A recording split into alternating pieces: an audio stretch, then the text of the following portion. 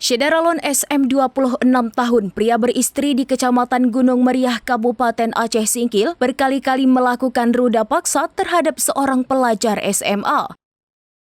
Korban merupakan perempuan berusia 17 tahun yang dalam hukum masih kategori anak di bawah umur.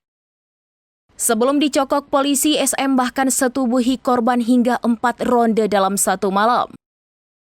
Tersangka kenal korban melalui media sosial Instagram. Setelahnya hubungan keduanya menjadi dekat dengan melakukan pertemuan.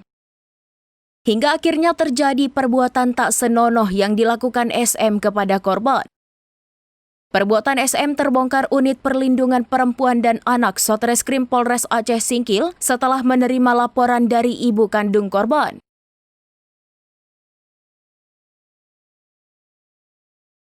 Download Tribun X sekarang, menghadirkan lokal menjadi Indonesia.